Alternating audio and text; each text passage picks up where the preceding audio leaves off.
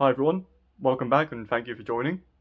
I filmed another video last week as an apology for being away and didn't really get round to editing it at the moment, but thought that I'll hang on with that video and sort of compile that into this one, as I've got something a bit more exciting to show you all and tell you what I've been up to. So firstly, sorry for being away for such a long time. It got quite busy and I didn't really get the chance to film videos and edit them. So without any further ado, let's go and have a look at what I've been up to. So my Ferguson TEA 20 is pretty much done. I just need to fit the glass to the window. I found an original 6-volt starter motor, finally. And I just need to fit some grills to the bonnet. This is a new T-piece in an old bonnet. And this part in the middle is actually wider. So the original grills annoyingly don't fit. So I need to get a whole middle piece with the grills and work out how I can get it fitted and make it all line up properly. So I fitted the lights on there. I can't remember if they were on there before or not. I shone up the heat shield, put a silver exhaust on there, so that's really what it should have sort of had. It is sort of like a cheap make one, but it looks a bit more the part. Besides that, I've done a bit of painting inside, fit the mudguard extensions and foot plates, so it all looks a little bit cozier in there. Got my light switch, which I haven't wired in yet. And I still need to, I don't know whether to paint the seat really. It's an original one, and although it's been welded, it's actually quite a good seat. And I'll probably leave that original for now. But yeah, I just need to paint the roof and... Hang on a minute. What's that? So the other day, I found a starter motor on the internet and a hydraulic tipping pipe, and the wife of the chap who was selling the bits who I spoke to on the phone said, "Oh, we've got a old Fergie winch as well for sale if you're interested." I thought, yeah, I'll go and have a look. So I went and had a look, and yeah, I was quite surprised when I see it. Got quite a good deal on it, to be honest. I thought it'd be nice because I haven't actually seen one in the flesh before. I've seen some pictures and I know they make a lot of money, but yeah, no, I hadn't actually seen one in the flesh before. So I thought, well, I've got to have it. So it's come complete. The only thing it's missing is the handbrake, which is pretty much the same as this lever.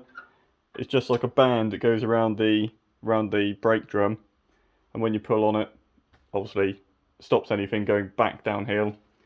The top link, which these make quite a lot of money. I did a bit of research and found that an auctioneer had actually sold a top link and a brake handle for 500 quid just for them two things. It's also got a original top link that you'd get with a Ferguson, which goes from this pin to the bottom pin to help hold it rigid. I just need to get some stays that go underneath the trumpets. So besides that, yeah, no, she's complete. It's had a paint job and a little bit of welding in places to obviously strengthen it up a bit. It's had a new wire rope fitted. I'm just dying to try it out. So the theory of this, you basically take the pin out, you pull the anchor down,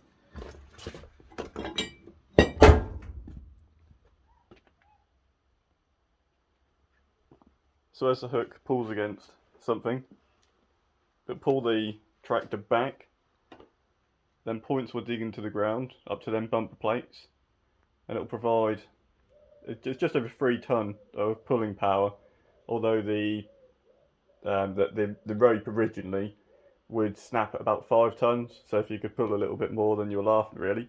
I've got the original PTO shaft for it as well, but unfortunately not the cover. But annoyingly I can't use that one at the moment because I took my old PTO shaft out as the seal was leaking, and I thought, oh, I'll just replace the whole thing because it's a lot less of a headache to just push one of them back in.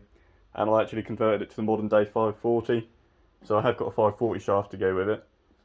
And then engaging it around about 1500 RPM, you just pull the lever and that slides the whole mechanism over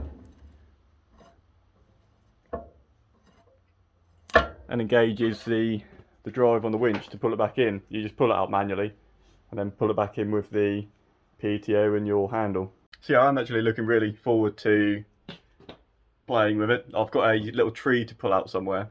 It's not a very big tree, but it would definitely be a little bit of a challenge, I suppose. I've seen people pull out on YouTube some trees the same kind of size, so no, we'll just see how it goes. I'll make a video on that.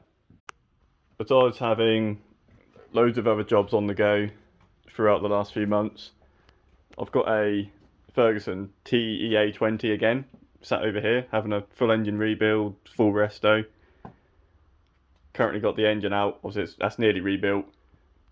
Got the steering box off because I've done the steering box seals. The input shaft seal is leaking, but I haven't got round to that yet, as you can see in the bottom of the bell housing. So yeah, that's quite a nice tractor. That was supplied new from a company called Norfolk Tractors. They were over at Bexwell. Once they finished selling Fergies back in the day, they turned to Zeta. They started supplying Zeta tractors, and this tractor came from them. Was supplied new to the family that still own it today, and they've given it rather sympathetic going through. I've had quite a variation in the last few months in Alice Chalmers, a D272. That's got a Perkins P3 engine. I've never seen one before. You're buggered if you can get any bits for them. Hardly. Got a David Brown 990 Emblematic out at the moment. It's just outside. It's too hot to work in here at the moment. I'm absolutely sweating in here today. And yeah, some other Fergies, a few clutches, FE35 golden grey, come in running rough. So yeah, we've been all about in the last few months. So yeah, sorry for leaving it so long. I shan't leave it so long again in the future. Not as long as I can help it anyway. And yeah, thanks for joining us, and see you in the next video.